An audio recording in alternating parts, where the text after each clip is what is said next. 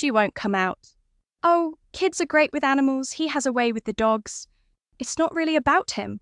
I'm 23 and I finished school in December, not May like everyone else, because I picked up a late elective that pushed my credits into the fall semester and it just sort of became a whole thing. So now I'm in this weird in-between where I'm technically a graduate, but there's no ceremony yet and none of my college friends are around, and I'm back in my childhood bedroom paying my parents $400 a month. It was their idea, actually.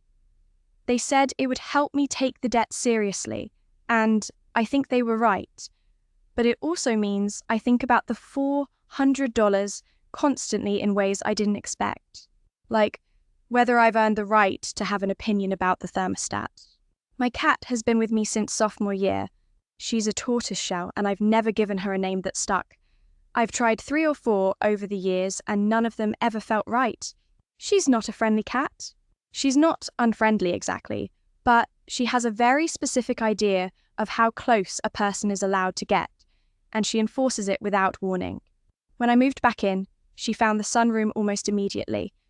It's a glassed-in room off the back of the house, low windows, afternoon light, faces the neighbour's side yard, and she basically decided that was her room. She'd sit at the lower pane for hours, just watching whatever was moving outside. The neighbours next door moved in about 2 years ago, when I was still away at school, so I only knew them the way you know people from other people's descriptions. My mum had mentioned a couple, early 30s, a little boy, 2 huskies. The huskies were the detail that came up most often, usually in the context of the fence, which apparently had a gap that the dogs used more than the gate did. Hey, I've been meaning to catch you. You're the one staying next door, right?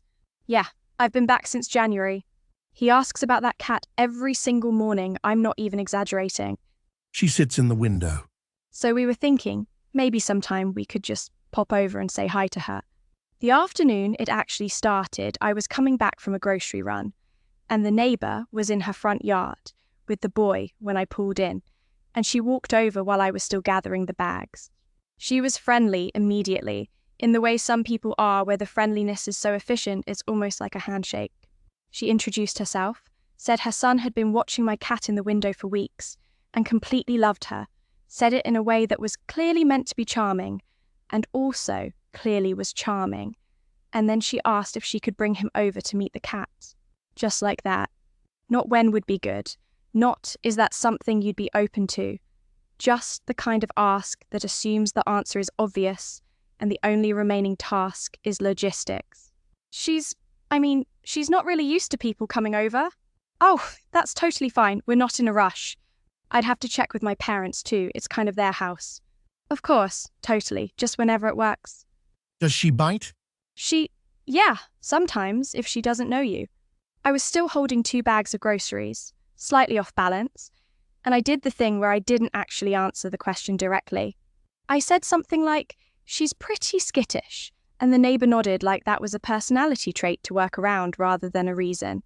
I said I'd have to see how she was doing, and that seemed to land as a yes in progress, which it wasn't, but I didn't correct it. What she didn't ask, and I kept coming back to this later, was whether the cat was even mine, or whether I was the right person to be inviting anyone into the house at all. She just saw a girl and a cat and a window. She won't come out. Oh, kids are great with animals. He has a way with the dogs. It's not really about him. Can I see the videos again? He's been looking forward to this for weeks, honestly. I pulled up a video on my phone instead. I found a few clips I'd taken of her over the past year. Her in a sunbeam, her doing that slow blink thing, her pressing her face against a window exactly like the one she was currently pressing her face against. And I showed them to the boy while we stood on the driveway. His face did something I wasn't prepared for. Some full body settling, like a lamp turning on.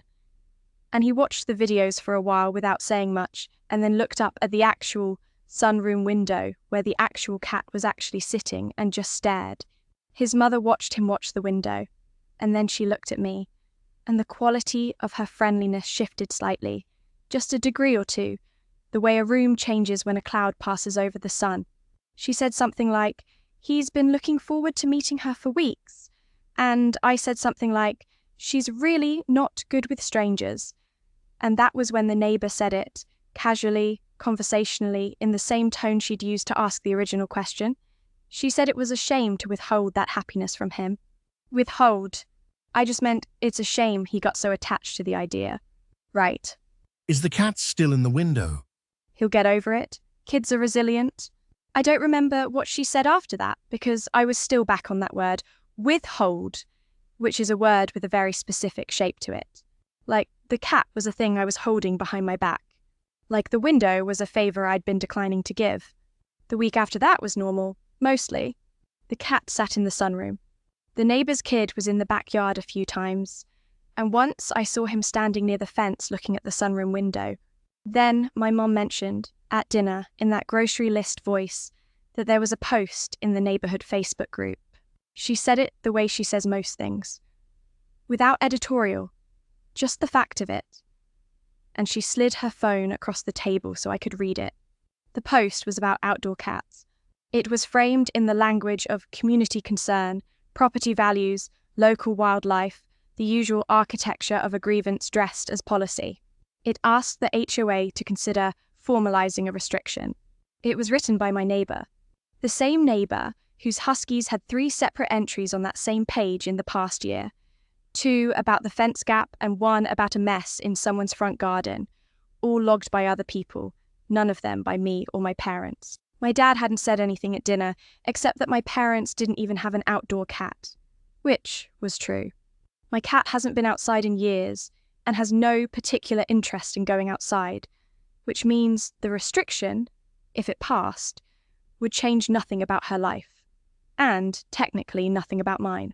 Technically, I put in an application this morning for a position in a city 3 hours from here. The sunroom faces west and the light in there is still really nice in the late afternoon, and my cat is still in there most days, pressed against the lower pane, watching whatever moves on the other side of the glass.